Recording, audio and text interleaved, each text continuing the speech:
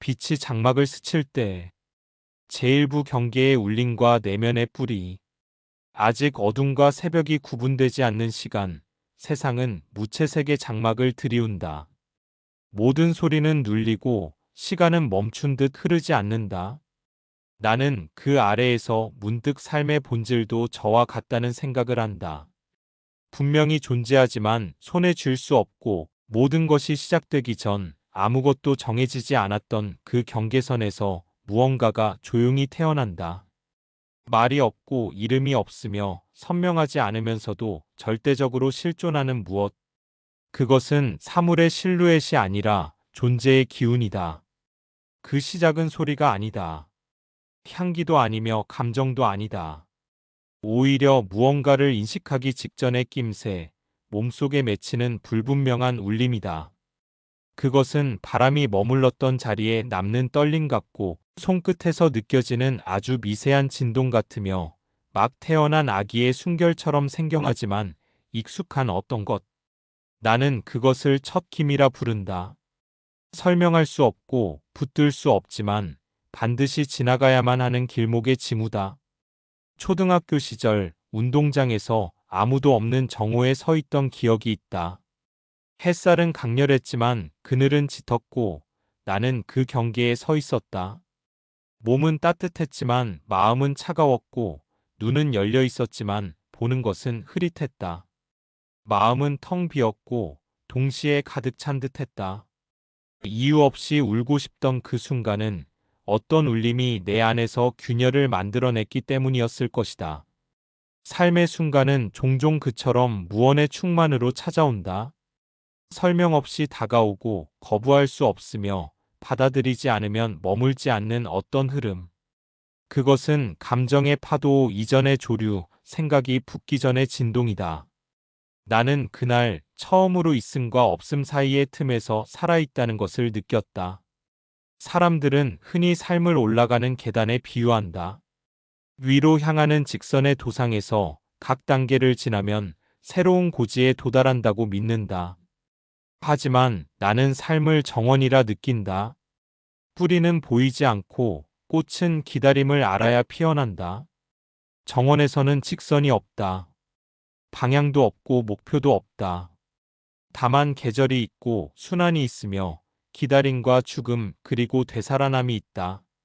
발로 디딜 수 없는 삶이 사실은 가장 깊은 뿌리를 내리고 있는지도 모른다. 어떤 씨앗은 땅 속에서 수년을 보낸 후에야 비로소 흙 위로 올라온다. 사람도 그렇다. 단숨에 꽃피는 삶은 없다. 준비되지 않은 피어남은 곧 시들음을 부른다. 진짜 삶은 보이지 않는 뿌리의 시간 속에서 자란다. 내가 삶의 깊이를 처음 느낀 건 엄마가 집을 떠나던 날이었다. 정확한 이유도 끝의 의미도 알 수 없었다. 어른들은 설명했고 나는 듣지 않았다. 단지 마음 안쪽이 찢어지는 소리를 들었을 뿐이다. 그 울음은 언어가 되지 않았고 형태를 갖추지 않았다. 그러나 내 몸은, 내 마음은 아주 또렷이 그것을 느꼈다. 이후 나는 감정이 논리보다 먼저 안다는 사실을 배웠다. 이성은 멀리 바라보지만 감정은 지금 이 자리에 발을 붙인다. 그래서 감정은 언제나 먼저 울고, 먼저 반응하며, 먼저 기억한다. 우리는 자주 감정을 억누르며 살아간다. 하지만 억눌린 감정은 사라지지 않는다. 그것은 다른 형태로 나타나 우리를 휘감고, 때로는 타인을 다치게 하고, 스스로를 갉아먹는다. 감정은 풀어져야 한다. 이름 붙여지고 품어져야 한다. 그렇지 않으면 그것은 하나의 또 다른 상처가 된다. 그 울음은 오래도록 내 안에 남아 있었고 나는 스스로도 모르게 조용한 사람이 되었다. 말은 줄었고 생각은 길어졌다. 그러나 침묵이 꼭 고요한 것은 아니었다. 내 침묵은 설명하지 못한 상처의 두께였다.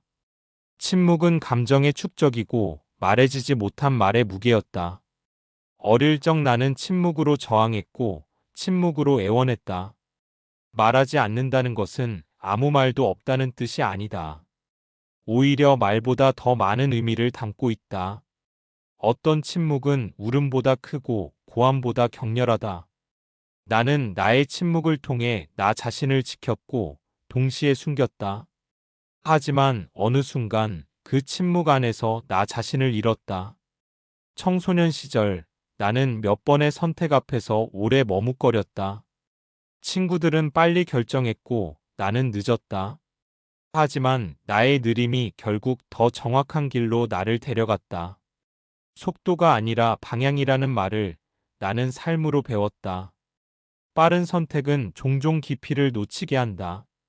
반면 더딘 선택은 더 넓은 세계를 보여준다. 나의 느림은 서툴렀지만 그것은 오히려 삶의 리듬과 더 가까웠다. 세상은 속도를 말하지만 삶은 리듬을 말한다. 리듬은 조화이고 호흡이며 자연이다.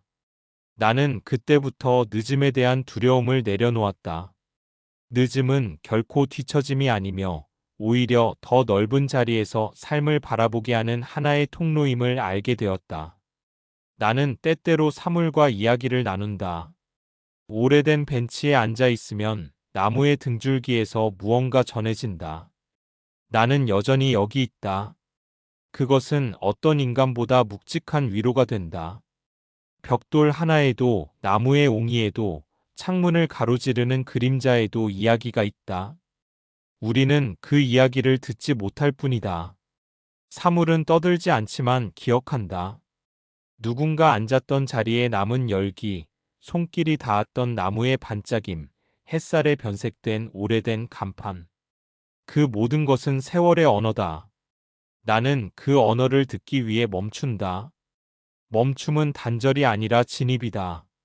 바쁜 걸음으로는 들을 수 없는 말들이 있다. 사람은 스스로의 울림에 귀를 기울여야 한다. 다른 이의 박수보다 내면의 미세한 떨림이 삶의 중심을 가리킨다.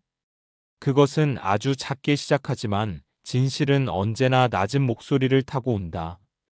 큰 소리는 외부의 것이고 작은 떨림은 내부의 것이다.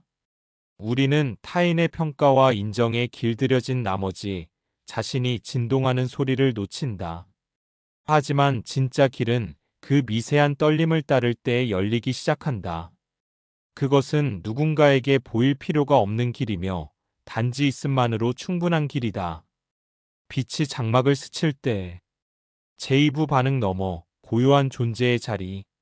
사랑은 가장 깊은 배움이었다. 누군가를 진심으로 걱정하게 되었을 때 나는 처음으로 나를 내려놓을 수 있었다. 그때 알았다. 나의 경계는 사랑 속에서 가장 부드럽게 무너진다는 것을. 사랑은 소유가 아니라 바라봄이라는 것을. 말 대신 눈빛으로, 조언 대신 기다림으로, 간섭 대신 믿음으로 다가가는 것이 진짜 사랑이라는 것을.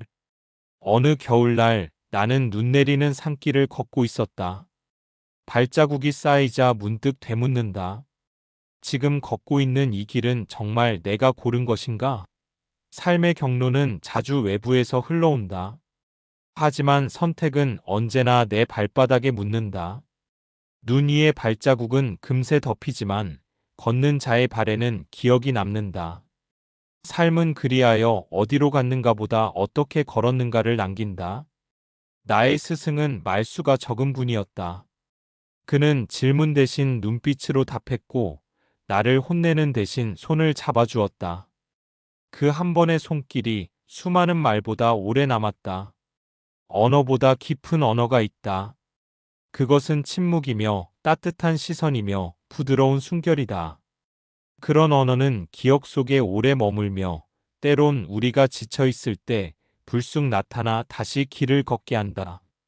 내가 길을 잃었던 어느 날 나는 골목을 헤매다 낡은 문 하나를 만났다. 닫힌 문은 누군가의 거절 같았다. 그러나 내가 한 걸음 더 다가가자 문은 바람에 흔들려 살짝 열렸다. 인생의 문도 그와 같다. 먼저 마음을 열면 문은 저절로 열린다.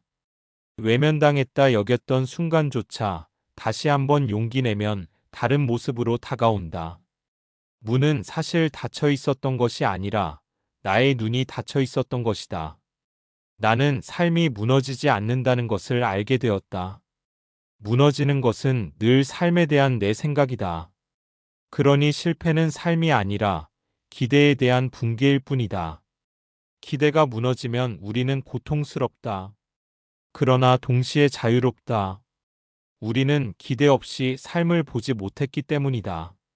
무너짐은 오히려 진짜 삶과 마주하는 시작이다. 삶은 언제나 지금 이 자리에 있다. 그러나 사람들은 자주 더 나은 자리를 상상한다. 그렇게 현실은 부정되고 이상은 멀어진다. 나는 이제야 안다. 현실을 있는 그대로 받아들이는 순간 그 자리가 바로 가장 좋은 자리였다는 것을. 우리는 어디에 있어야 하는가를 고민할 것이 아니라 지금 있는 곳을 어떻게 받아들일지를 고민해야 한다. 죽음에 가장 가까이 다가간 건 외할머니가 세상을 떠났을 때였다. 그녀는 마지막까지 숨을 쉬듯 기도했다. 입술이 마르고 눈이 감기면서도 그 표정엔 두려움보다 평온이 가득했다.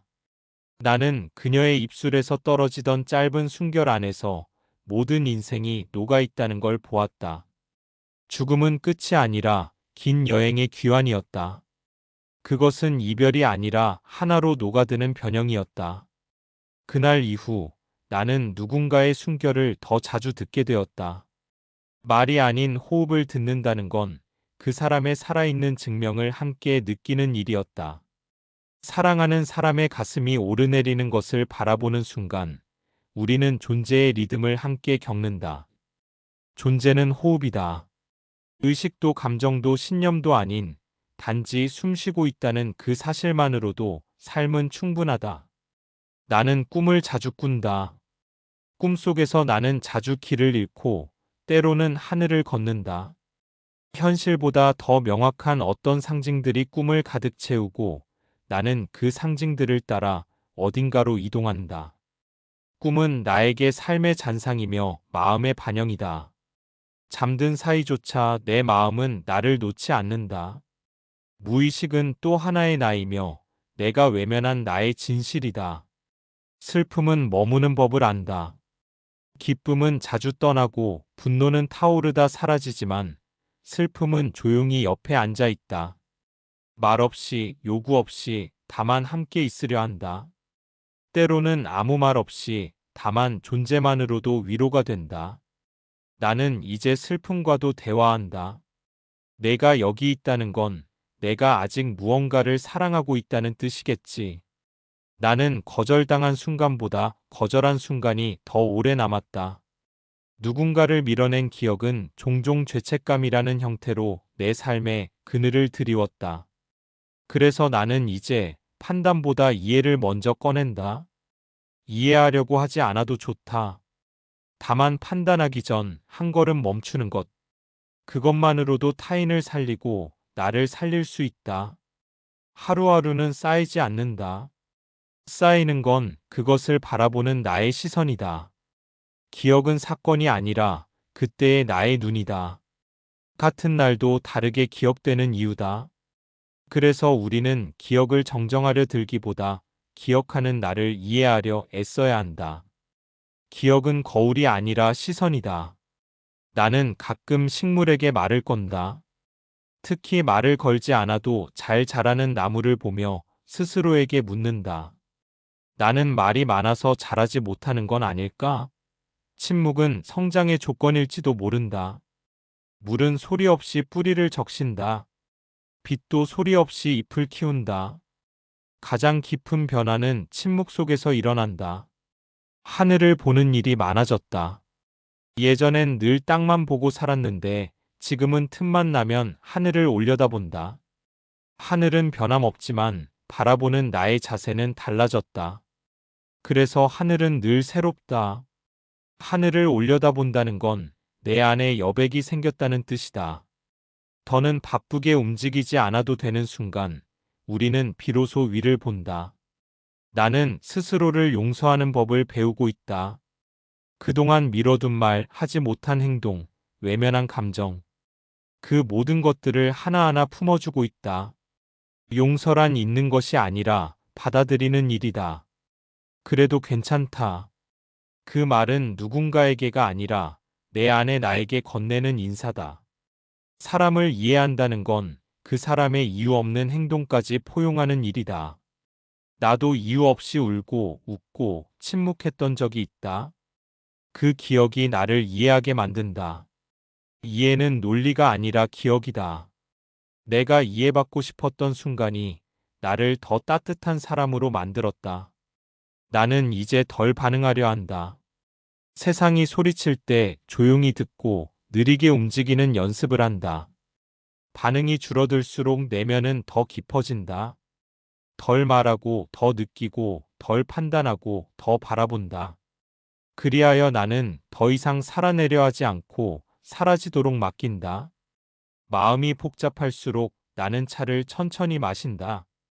뜨거운 물에 잎이 퍼지는 그 순간을 바라보며 나도 그렇게 천천히 풀어지기를 바란다. 차는 말 없는 친구이자 나를 데우는 시간이다. 조급함이 다스려지고 내면의 매듭이 풀리는 순간 나는 내가 나로 돌아오는 것을 느낀다. 행복은 거창하지 않다. 누군가의 진심 어린 인사, 늦은 밤 창밖의 고요, 문득 들려오는 옛 노래 한 소절. 나는 그 속에서 삶의 진짜 온기를 발견한다. 거창한 희망보다 일상의 작고 단단한 고요가 내 삶을 지탱한다. 삶은 끊임없이 나를 되묻는다. 지금 너는 정말 여기 있는가? 나는 그 질문 앞에서 멈추고 숨을 쉰다. 그리고 고개를 끄덕인다. 그래, 나는 여기 있다. 그 대답이 순간을 채운다. 그리고 그 순간이 나를 채운다. 마침내 빛이 장막을 스친다. 그것은 커다란 깨달음이 아니라 작고 조용한 체념처럼 다가온다. 강렬한 확신보다 느린 수긍으로, 단호한 해답보다 부드러운 응시로 찾아온다. 그제야 나는 안다. 내가 넘고자 했던 그 경계는 실은 내가 만든 것이었다는 것을. 그 장막은 외부에 있던 것이 아니라 내 안의 두려움과 기대가 엮어낸 실루엣이었다는 것을. 그리고 그 너머에는 단지 지금 이 자리가 있을 뿐이라는 것을. 빛은 장막을 찢지 않는다. 다만 그 위를 스치며 우리가 이미 자유로웠다는 사실을 깨닫게 한다.